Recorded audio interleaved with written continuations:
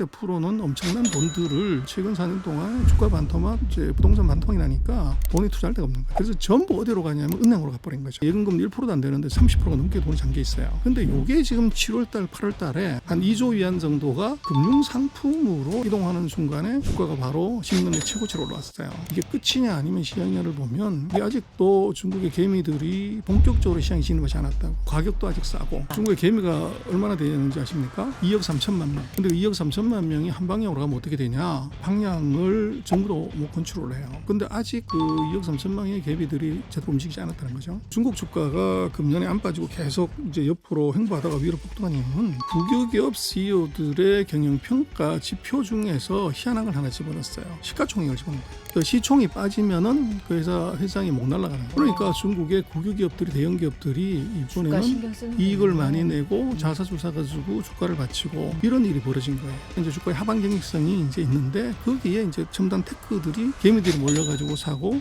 또 여기 올라가니까 기관들은 어쩔 수 없이 또 사고 그러다 보니까 이제 최근에 주가 급등의 장세가 드라마틱하게 이렇게 가는 장세가 벌어진 거죠. 돈을 향한 말초적 신경을 인정하라 경제적 본능 전병서 중국경제금융연구소장과 함께하고 있습니다. 중국 전승절에 모인 북중러 정상들의 모습을 보면서 반서방 블록의 현현을 저희가 확인을 했는데요. 이런 짱짱한 나라들이 트럼프 2기 관세 드라이브를 대놓고 저격하는 모습을 취했고요. 이들을 이끌고 있는 나라는 중국이다. 이거를 확인을 한 이벤트였습니다. 그래서 반도체 때문에 굉장히 중국이 애를 먹고 있는 줄 알았는데 알리바바가 막 AI 칩도 만들고 딥시크 충격이 또 오는 건가 이런 얘기들도 들리고요. 그러면 반도체를 핵심으로 하는 안보 경쟁은 또 어떻게 되는 거고 이것을 핵심으로 하는 또 패권 경쟁은 어떻게 되는 거냐 중국 궁금한 게 맞습니다. 전 소장님과 이야기 이어가도록 하겠습니다. 일단 미중 뭐 패권 전쟁, 뭐 경제 안보 전쟁 이런 얘기는 저희가 한지 되게 오래됐잖아요. 요즘에 본격적으로 하고는 있지만 그런데 미국의 트럼프가 굉장히 중국을 견제하겠다고 하는 여러 행위들이 효과적인 결과물을 아직 만들어내지 못하고 오히려 미국 경제의 불확실성이 커지고 있다. 이런 평가들이 많이 나오고 있거든요. 그리고 우리가 일부에서도 잠깐 말했지만 인도가 지금 미국의 방위를 들고 있고 경제, 안보 이런 면에서 미국이 굉장히 불리한 구도로 가고 있는 듯한 모습이다. 이런 인상을 좀 받거든요. 소장님 어떻게 보세요? 그렇죠. 뭐 그걸 그 증거로 보여주면 되는데 네. 그 글로벌 이코노믹 어서튼티를 측정하는 지표 같은 게 있어요. 그런데 불확실성을 미국의 측정한 경제 지표. 불확실성 지표를 보면 뭐 최근 30년 중에 최고로 올라가 있습니다. 저 그래프인가 봐요. 저희 동그라미 쳐놨어요. 그렇죠. 그래서 네. 저거를 이제 왜 저렇게 됐냐는 저거는 이제 지도자의 그 가벼운 입이죠. 그래서 이게 문제가 됐고 그리고 이제 거기에 대표적인 것 하나는 사실은 반도체 칩이 있어요. 그래서 중국이 뭐 한국하고 비교를 했을 때 뭘 잘하냐 그러면 축구하고 반도체 빼놓고는 이제 다 우리보다 잘하는 나라가 중국이에요. 아 축구 우리가 훨씬 잘해요? 축구도? 그렇죠. 오케이. 근데 이제 반도체 이슈에서 이걸 막아버리면 중국은 정말로 심장이 갈기 찢어지는 고통을 느끼는 건데 그래서 시진핑이 무슨 얘기를 하냐면 그 반도체 공장을 시찰하고 나가지고 이제 반도체를 반도체가 아니라 사람의 심장으로 중국이 격상을 시켜요. 어허. 그래서 야, 이 심장이 없는 사람이 어떻게 살 수가 있냐. 근데 미국이 우리 심장을 가져가 버렸다. 반도체를 더 이상 공급하지 않으면 우리는 살 수가 없는데 이거 어떡할래? 그래서 그럼 어떻게 해야 되냐? 만들어야지. 그래서 중국이 그때부터 시작을 하는 것이 바로 거국 체계라는 이제 용어를 쓰면서 국가의 모든 자원을 다 동원해서 반도체를 국산화시켜라. 이게 이제 중국의 지금 전략인데 아까 방금 지적하신 H20이 지금 미국이 수출하는 저사양의 AI 칩이에요. 엔비디아가 수출하는 그렇죠. 네. 그런데 이거를 이제 트럼프가 금지를 시켰어요. 네. 그러다가 또 이제 그 15% 세금 내면 트럼프한테 15% 예를 들어서 엔비디아가 100원에 팔면 15원을 이제 통과세로 내면 수출을 허용해 줄게 그랬어요. 그거는 근데 경제에서 가능한 방식이에요. 그러니까 엔비디아가 내는 거잖아요. 내가 그렇죠. 중국에 팔 테니까 나라한테 15%를 줄게. 이게 자본주의의 나라 미국에서 정말 말이 안 되는 신기한 얘기인데 트럼프식 자본주의인 거죠. 뭐. 근데 그래서 팔기로 했어요. 그렇죠. 그런데 문제는 문제는 중국이 이제 안 사겠다는 거예요. 거기에 플러스해서 그 2주 정도 뒤에 바로 방금 얘기하신 알리바바가 AI 칩을 이제 업그레이드한 걸 만들었다 그러는 바람에 아마 젠슨 왕의 주가가 엔비디아가 5%인가 7%인가 훅 빠지죠. 음흠. 근데 이것의 이제 의미는 뭐냐 그러면 결국은 이게 엔비디아 주가 빠뜨리는 것 또 중국의 반도체 회사를 스타를 만들어주는 건 전부 이건 이제 트럼프 입 때문에 생긴 문제다. 아, 또 끝으로 가면 또 트럼프가 있다. 그렇죠. 네. 그런데 이제 트럼프 대통령이 뭐 금주시켰다가 다시 허용해 준다. 또 거기에 이제 상무장관 뭐 이런 사람들이 또 이제 그 얘기들을 아주 시니컬하게 한 거죠. 우리는 1, 2류, 3류도 아니고 음흠. 4류 정도를 뭐 중국에 줄지 말지 뭐 이런 얘기를 했어요. 러트닉 장관이 이랬죠. 그렇죠. 우리가 H20을 파는 거는 그거 4류짜리야. 우리는 중국에 그런 것만 줄 거야. 이런 입을 놀렸어요. 그랬더니 이제 중국이 뭘 얘기를 했냐면 앞으로 그 데이터 센터 CSP들이 쓰는 AI 칩의 50%는 머스트로 이것은 중국산을 써야 된다. 그게 중국산이라는 의미가 중국이 중국의 AI 칩. 설계부터 제작까지 다 그렇죠. 하는 거죠. TSMC 같은 데도 안 맡기고 다 중국 그렇죠. 내에서 처음부터 끝까지. 그렇죠. 그런데 이제 그게 지금 같은 경우는 90%를 엔비디아 칩을 썼는데 이론상으로 40% 마켓쉐어만큼이 중국 국산으로 대체가 된다는 얘기예요. 그러면 이제 엔비디아 주가 떨어지는 게 맞고 네. 그런데 그럼 어떻게 할래 하는데 중국이 그런 이제 강수를 내는 데는 이게 H20 정도는 이미 중국의 AI 칩 회사들이 국산을 했다는 거예요. H. 그래서 하웨이라든지 뭐 최근에 문제가 된 그 주가 폭등 캠브리콘 같은 회사들인데 캠브리콘이 지금 중국에서 되게 AI 밀어지고 있는 회사죠. 그렇죠. AI 칩 어. 회사인데 네. 근데 이제 실제로 1등은 하웨이가 하는 건데요. 그 벤치마크 증거가 뭐냐면 딥식이 이번에 그 3.1 버전인가 더 업그레이드된 버전을 냈는데 그 앞으로 3주 전인가 그때 출시를 했는데 이게 성능이 떨어졌어요. 그래서 왜 이러냐 봤더니만 이제 중국 국산 칩을 썼더니 이게 실험실에서는 숫자가 나왔는데 필드에 집어넣으니까 이게 성능이 훅 떨어져 버린 거예요. 그런데 웃기는 건 한 주인가 두 주인가 뒤에 네. 다시 업그레이드를 해가지고 다시 발표를 했는데 그거 벤치마크를 했더니 이게 기존의 수준보다 훨씬 높은 게 나와버린 거예요. 무슨 상황이죠? 그래서 이제 알고리즘으로 그걸 이제 해결했다는 것이고 극복을 해낸 거예요. 그렇죠. 어머나. 그래서 하웨이 칩을 써가지고 이게 엔비디아 칩을 쓰지 않고 이 성능을 확 올려버린 거예요. 그러다 보니까 중국의 AI 칩에 대한 관심도가 확 높아졌고 그 절묘한 타이밍에 알리바바가 AI 칩을 개발했다는 건데 알리바바는 전자상거래하는 회사잖아요. 네. 근데 칩을 어떻게 만들었어? 그러는데 우리가 잘 몰라서 그런데 중국은 AI 칩을 미국은 엔비디아하고 뭐 AMD 두 개밖에 없고 브로드컴이라고 하지만 그건 아니란 말이에요.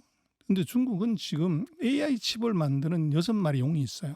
여섯 마리나 6개나 됩니까? 됩니다. 네. 그래서 거기서 1번이 이제 하웨이고 당연히 2번이 이제 캠브리콘 같은 회사하고 그다음에 거기도 나름 신생 기업이잖아요. 다 신생기업이죠. 와. 그래서 바이렌이나 모스프레드 뭐 이런 6개 회사가 있는데 그래서 그 알리바바 같은 경우는 이 6개보다는 훨씬 성능이 떨어지는 칩을 개발하는 그러니까 7등 정도 하는 회사예요. 네.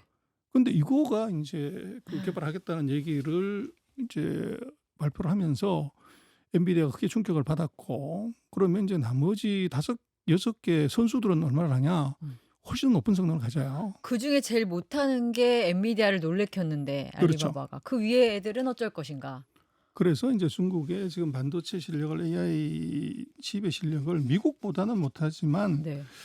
H20은 이미 뛰어넘었고 H100 기제 이걸 뛰어넘냐 뭐 이 정도 수준까지 이미 와 있다고 봐야 돼요. 와, 저는 아까도 잠깐 탄식을 했습니다만 젠슨왕 어떻게 이러면서 미국의 모든 기업들이 우리가 미국을 되게 좋은 시장으로 큰 시장으로 되게 탐내는 것처럼 미국의 대부분의 또 기업들은 중국을 거대 시장으로서 매달릴 수밖에 없잖아요. 15%의 이익을 미국 정부에 낸다는 결심을 하고도 중국에 팔겠다고 결심한 젠슨왕 입장에서는 보니까 중국 되게 자주 가더라고요. 왜냐면 중국한테 구애를 해야 되니까. 그래서 얼마 전에는 보니까 한복 입고 대만 사람이 중국 전통 복식 입고 저기 사진도 있는데 지금 저 당복이라고 하죠. 저거 입고 중국 저렇게 많이 찾아가고 그러는데 H20 팔면 뭐해? 이제 줄이고 중국 정부 입장에서 기업들한테 그렇게 말할 수 있잖아요.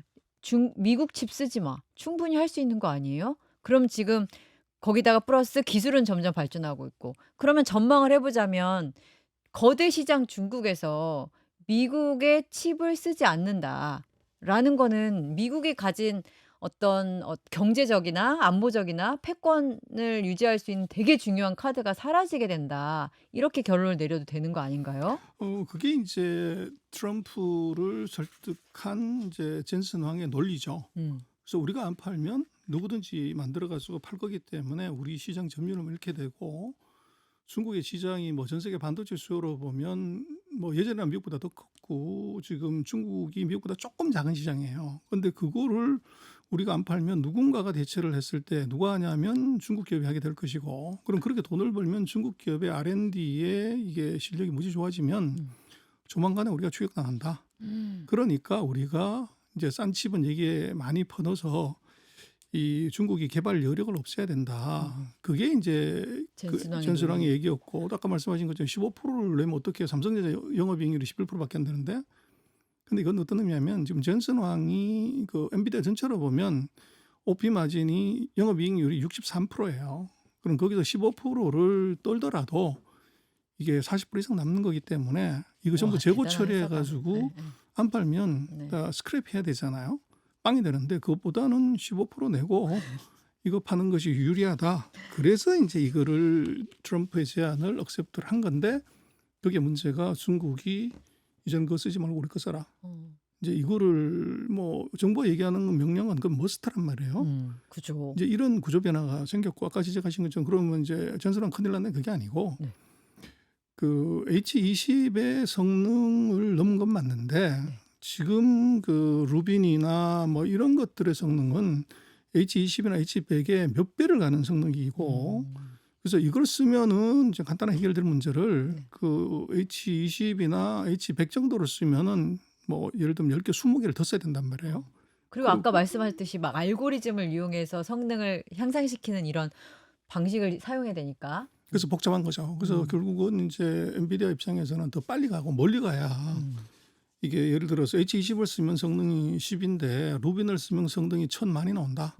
그러면 미국이나 서방 세계는 방금 가는 것이고 중국은 이제 거북이 여러 마리 묶어가지고 달리는 거니까 이제 지금 미국이 해야 되는 것은 사실은 중국하고 싸우는 것보다는 이게 중국이 도저히 따라올 수 없는 기술 격차를 지금 뭐 두서너 단계가 아니라 네다섯 단계로 높이고 빨리 가는 게 이게 답이지. 14억의 인구가 경제 규모는 세계 2등이고 이런 놈이 독하게만 보고 칼 한 자루만 간다. 그럼 그것은 뭐 AI 칩이 되든 D램이 되든 뭐 로봇이 되든 이거 할 수는 있어요. 근데 이거를 이제 못하게 하는 방법은 결국은 이게 뒤에오는 놈 발걸어서 넘어뜨리는 것이 아니라 이게 도저히 못 따라갔기에 멀리가 있어 버리면 나는 도저히 안 돼. 이제 이렇게 하는 것이 맞죠. 그래서 지금 미국이 해야 되는 것은 제가 볼 때는 뭐 수출 규제하고 장비 규제하고 뭐 이 한국 같은 이제 약한 나라들 뭐 협박해가지고 못하게 하는 뒤에 오는 놈 발걸어 넘어뜨리는 것보다는 차원이 다른 이제 초격차. 전략. 그래서 그 초격차라는 것이 뭐 10나노짜리 하고 있는데 5나노 이게 아니고 세미컨덕터가 아니라 슈퍼컨덕터로 가야 되고 이게 컴퓨팅이 아니라 이게 퀀텀으로 가야 되는 거죠. 아예 차원을 바꿔버려야 그렇죠. 되는군요. 그렇게 하지 않으면 중국한테는 시간의 문제지 따라잡힐 수밖에 없다. 그러고 그거 갖고서는 미봉책일 수밖에 없는 게 생기는데 지금 트럼프 대통령이 하고 있는 것은 뒤에 오는 놈 발걸어 넘어뜨리는 거. 그렇죠. 반도체 보조금 줘가지고 이게 중국이 절대 따라올 수 없는 이제 최첨단 칩을 미국에서 만드는 거를 그 보조금 못 줘 지금 이러는 거잖아요. 그럼 거기에 투자하려고 했던 공장 지으려고 했던 이제 한국이나 대만 기업은 황당한 거죠. 맞습니다. 그래서 이제 그것에 이제 어떻게 보면 자충수 재정적인 트럼프 대통령의 거래 기술이 이게 얄팍한 거래 기술이 미국의 근본적인 경쟁력 이거를 회복시키는 것이 아니라 또 악화시키고 지연시키는. 그래서 이번에 보면 인텔을 이게 구한답시고 거기다가 10%인가 뭐 지분을 인수하잖아요. 근데 정말로 그러면 거기다 돈을 뭐 10조를 넣는다 20조를 넣는다 그러면 의미가 있는데 그게 아니고 원래 반도체 보조금 주려고 했던 거를 이 껍데기 가리만 해서 상표 가리만 해서 이건 보조금이 아니고 정부 출자야 이렇게 이제 한다는 거죠. 그게 자본주의가 아니에요, 그것도. 그러니까 근데 그렇게 되면은 뭐 정말로 인텔 일병구하기가 벌어졌으면 그 성공을 하면 대박인데 이미 시장이 알고 있단 말이에요. 정부가 지분 그렇게 넣는다고 하는데도 인텔은 뭐 아주 싸늘합니다. 그래서 그 얘기는 뭐냐 그러면 돈은 이미 판단해서 저거 헛발질이다. 그리고 지금 인텔한테 필요한 것은 이게 캐시하고 기술이지 정부가 일대 주주로 들어온다고 하는 것은 시어머니 하나 더 생기는 거잖아요. 그러니까요. 나는 시어머니 한 명이 오히려 뭐 이렇게 기업의 자유로운 판단이 좀 저해될 것 같다는 우려만 들어요. 그렇죠. 그래서 시어머니 한 분을 더 모시는 것이 아니라 음. 일 열심히 할 이제 모습하고 모습이 아주 최첨단 기술을 손에 익힌 모습이 필요한 것이지 시어머니 2명 3명 늘린다고 이게 되냐. 그래서 그게 이제 시장은 정확하게 주가로 반영을 하는 거죠. 그래서 그렇게 보면 이제 트럼프의 반도체 정책이 바이든의 정책을 이제 역행하는 또는 그걸 이제 그 후퇴시키는 그런 악수를 계속 두고 있는데 본인은 그걸 이제 잘했다고 자꾸 얘기를 하니까 이게 참 답답한 일이죠. 미국 국민들 입장에서는 정말 답답한 일이겠네요. 미국 국민과 기업들. 그런데 시진핑과 중국 입장에서 보면 트럼프가 굉장히 고마운 사람일 수 있겠어요. 그리고 중국의 AI 반도체 기업들은 솔직히 트럼프 동상 하나 세워줘야 되는 건가 싶은 게 그 덕분에 중국의 어떤 자원들이 그 기업들한테 그 기술들에 집중되고 있는 거잖아요.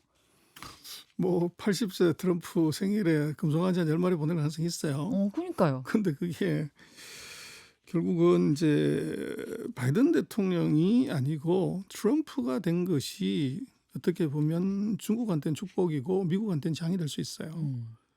그래서 테리프로 가겠다고 하는데 관세. 관세라고 하는 것은 보호할 산업이 있을 때 관세를 때려야 제조업이 사는 것이지 미국은 철광화학, 조선, 기계, 자동차, 반도체 이게 다 공장이 다 30년, 40년 나가버렸단 말이에요. 저 금융밖에 안 남은 나라인데. 근데 거기다가 뭐 15%를 때리든 30%를 때리든 당장은 한 달, 두 달, 세 달은 그게 수입업자가 어렵지만 재고가 다 떨어지면 어떡할래? 그럼 그때부터는 매장이 비게 되잖아요. 그런 건 필연적으로 물가 상승으로 이어지게 되죠. 그래서 이제 그게 근본적으로 이제 문제가 되는데 제가 볼 때는 중국의 입장에서는 시진핑 입장에서는 화장실에서 웃고 있다. 사실에서. 그래서 이게 반도체나 기술로 전쟁을 했다고 그러면 중국은 정말 목이 쫄리는 듯한 고통을 느끼는데 지금 중국이 제일 잘하는 게 제조업이잖아요. 네. 세계에서 수출 누가 제일 많이 하냐? 중국이지. 중국이 한단 말이에요. 그럼 자기네가 세계에서 제일 잘하는 최고의 경쟁을 가진다 싸움을 걸어줬다고. 그럼 땡큐죠. 관세를 통해서 그렇죠. 제조업에서 붙자라는 식으로 나온 거예요. 그래서 미국이 잘하는 것은 제조가 아니라 이게 기술하고 금융이잖아요. 맞습니다. 이걸로 싸움을 걸으면 중국이 악소리가 나는데 이걸 백투더 퓨처가 아니라 백투더 패스트로 가서 이게 5년 전으로 되돌아가서 이 관세 이거 어떻게 보면 복수 열전이죠. 뭐 내가 못했던 거 이번에 다 한번 해보려고 그러는데 그때도 패착이고 지금도 패착이에요. 그래서 트럼프 4년 동안에 관세를 25%를 때렸단 말이에요. 그럼 중국이 대미 흑자가 없어졌냐? 아닙니다. 계속 늘어났단 말이에요. 그리고 그 이후에도 바이든 정부 때도 바이든이 관세를 내리질 않아 25% 그대로 유지가 됐어요. 그런데도 무역 흑자는 계속 늘어났다고. 그 얘기는 그 정책 수단이 의미가 없다는 거죠. 근데 그거를 이제 계속 유지한다는 것은 정책의 패착인데 뭐 그런 말이 있잖아요. 40 넘으면 남의 말 안 듣고 50 넘으면 자기 생각 절대 안 바꾼다고. 근데 뭐 80대신 어르신이 자기 생각 바꾸시겠어요? 그런가요? 그게 지금 계속적인 이제 그 헛발질이 나오는 이유인 것 같아요. 그래도 지구에서 가장 강한 나라의 대통령이 그러고 있으니까 좀 이해가 안 되는데요. 그렇다면 그런 반사이익에 가까운 중국의 어떤 선전을 봤을 때 중국이 그래서 굉장히 잘 되는 것 같아라고 이해를 할 수 있을 만한 되게 지표들이 많아요. 이를테면 증시라든지 아니면 전승절에 뭐 모인 뭐 사람들이라든지. 그런데 동시에 좀 헷갈리는 정보들도 있는데요. 예를 들면 뭐 제조업 지수 같은 거는 또 계속 낮게 나와요. 그런데 또 어떤 데는 제조업 지수 저렇게 나쁜데 아니야 중국에는 증시가 계속 상승할 여력이 있어 이렇게 막 상반된 얘기들이 동시에 나와서 중국 경제 상황을 어떻게 봐야 되는지 헷갈리거든요. 이 부분 좀 정리해 주시겠어요? 그건 이제 간단한데요. 중국은 서방 세계는 돈 안 되면 무조건 이제 철수하게 돼 있어요. 그래서 경기 나쁘다고 그러면 거기 투자 안 하죠. 네. 근데 중국은 내수 경기가 나쁘든 말든 이거는 이제 소위 말하는 스테이트 캐피탈리즘이기 때문에 그거와 상관없이 국가가 반드시 가야 되는 투자는 계속적으로 투자를 하는 겁니다. 첨단 기술, 방산, 뭐 사회 인프라 이건 내수가 마이너스거나 플러스는 상관이 없어요. 근데 이거를 이제 5년 동안 계속 한 것이고 그다음에 이제 그 지금 제조업 같은 경우도 지금 내수 소비가 안 좋다 뭐 이런 얘기를 하는데 내수 소비가 마이너스는 아니에요. 그래서 우리는 지금 뭐 소비가 십몇 분기 마이너스잖아요.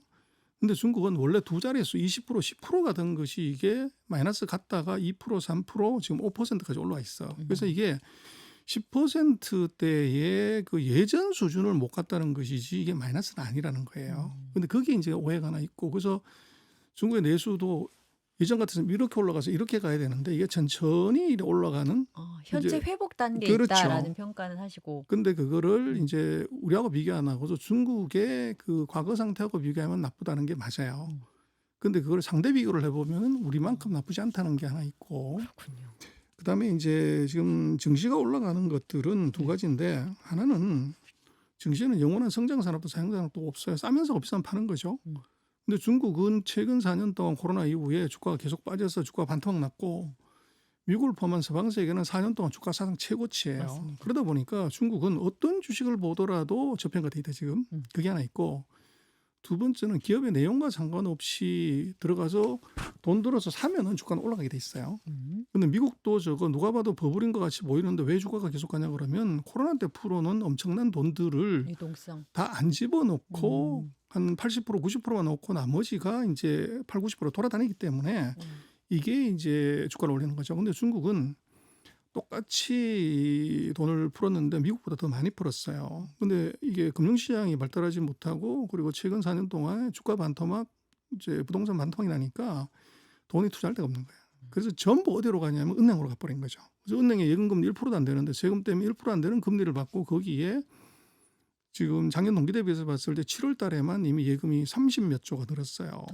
그럼 그게 어떤 의미냐면 감으로 얘기하면 그런데 중국의 시가총액이 지금 100조입니다. 근데 거기에 은행에 가서 1%도 안 되는 그 이자를 받고 있는 놈이 30%가 넘게 돈이 잠겨 있어요. 근데 요게 지금 7월 달, 8월 달에 이게 움직인 겁니다. 조금.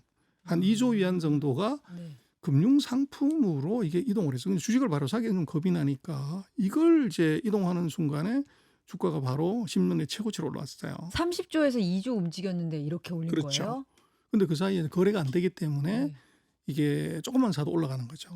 그런데 이제 거기에 왜 이제 올라갔냐를 보면 중국도 결국은 내수는 이제 부진하는 걸 알기 때문에 그거 말고도 50% 100% 성장하는 게 뭐지? 아 이거 AI고 반도체네, 빅테크네.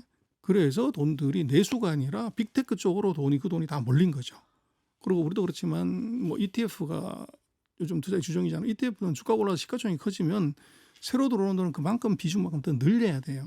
그러다 보니까 주가가 바로 이제 75도, 90도 각도로 이제 올라가는 현상이 지금 벌어졌고 그러나 문제는 이게 끝이냐 아니면 시작이냐를 보면 이게 아직도 중국의 개미들이 본격적으로 시장에 진입하지 않았다고.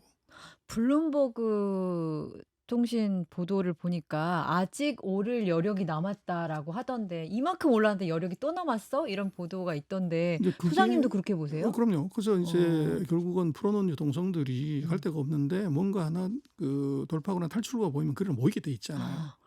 그러다 보니까 그리고 가격도 아직 싸고. 개미들이 아직 안 붙은 상황이다. 그래서 중국의 개미가 얼마나 되는지 아십니까? 많을 것 같아요. 2억 3천만 명. 이야. 근데 2억 3천만 명이 한 방향으로 가면 어떻게 되냐?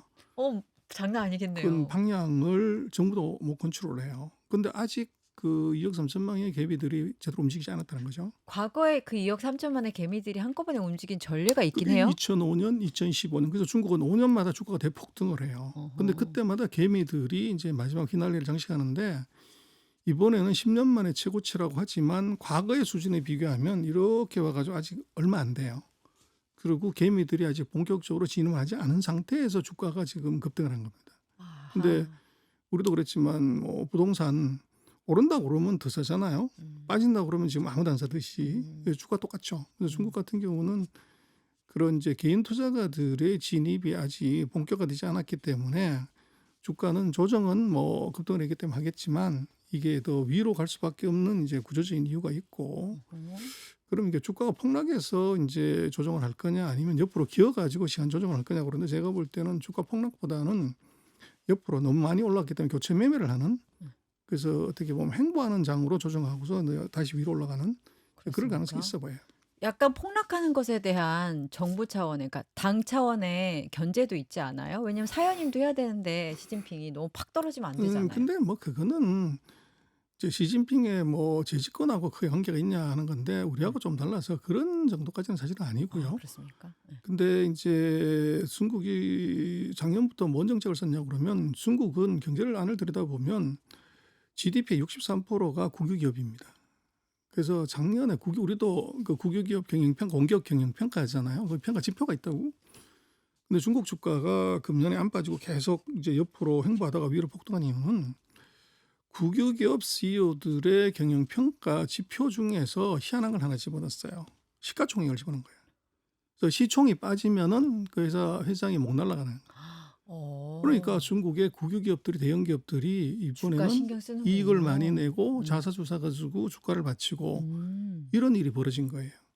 그러니까 중국 주가는 그게 이제 이유는 4년 동안 주가가 빠졌기 때문에 뭔가 받쳐야 되는데 그렇군요. 새로 돈을 집어넣으려고 하기에는 돈을 너무 많이 풀었고 그럼 이제 방향이 뭐냐 그러면 돈 많은 국유기업 우리가 이제 자사주 소각하라고 하듯이 네. 그거를 이제 했더니만 우리는 뭐 자유잖아 하든 말든은 기업 선택하는 건데 권고사항입니다. 네. 중국은 그건 머스트예요. 음. 그러다 보니까 상장된 국유기업들이 주가 빠지면 사는 거야. 이렇게. 그리고 배당도 많이 하고 이익도 많이 내고 그러니까 이제 주가의 하방 경직성이 이제 있는데 거기에 이제 첨단 테크들이 개미들이 몰려가지고 사고 또 위에 이게 올라가니까 위로 기관들은 올려주고. 어쩔 수 없이 또 사고 그러다 보니까 이제 최근에 주가 급등의 장세가 드라마틱하게 이렇게 가는 장세가 이번에 맞습니다. 벌어진 거죠. 그렇군요. 알겠습니다. 지금 미국과 중국의 어떤 경제적 패권 다툼, 정치적 패권 다툼 속에서 중국의 경제 상황 내부적으로도 한번 살펴봤는데요. 그러면 우리 지금 이 상황에서 계속 간다고 봤을 때 나머지 변수들 혹시 체크해야 될 거 있는지 마지막으로 좀 짚어주실 수 있을까요? 그래서 뭐 어차피 악재는 아직 살아 있는 것이 내수가 좋지 않다는 건 이건 분명히 있고 오래된 악재. 그렇죠. 그리고 또 하나는 이제 트럼프하고 맞상대를 하는 중국의 지정학적 리스크가 있어요. 그 두 개가 어쨌든 크게 영향을 미칠 수도 있고 그래도 아이러니하게도 트럼프의 헛발질이 중국의 정책 변화나 이제 이것 때문에 정치 호재가 될 수도 있다. 마치 이제 반도체 규제가 중국의 반도체 주가를 폭등시키고 중국의 반도체 지원을 더 강화하는 뭐 그러나 이제 이론상으로 보면은 그 소비 부진 미국과의 이제 전쟁 이 두 가지는 항상 이제 꺼지지 않는 불씨 이제 그걸로 아마 하반기까지 남아 있고 그러나 네. 뭐 투자를 한다는 것은 거래소가 무너져 살아남는 주식을 오르는 것이지 뭐 인덱스 사가지고 부자 된 사람이 없잖아요. 워런 버핏이 무슨 뭐 S&P 지수를 산 것 아니고 그래서 중국이 지금 정책적으로 목숨 걸고 지원하려고 하는 것 이제 이게 뭐 AI나 반도체나 빅테크들은 이건 국가 산업이라고 지금 봐야 돼요. 그래서 그런 것들은 아마 조정이 있든 말든 아마도 이제 계속적으로 갈 가능성이 높고 뭐 그리고 중국이라는 게 지금 세계 인구의 5분의 1이 이제 경기가 조금 좋아져가지고 먹고 쓰기 시작을 하면 소비가 이게 또 정부가 소비에다 완전히 또 GDP를 맞춰야 되게 목숨을 걸기 때문에 아마 시차를 두고서 뭐 조금 관심 있게 봐야 되는 건 지금은 테크지만 네. 아마 소비를 봐야 되는 거 아닌가 싶습니다. 알겠습니다. 투자자 입장에서 어떤 부분에 집중해야 될지 한 팁까지 주셨습니다. 중국 상황을 돌아보면서 우리 미국 상황까지 넓게 보는 시간이 되었습니다. 소장님 감사합니다. 네, 고맙습니다.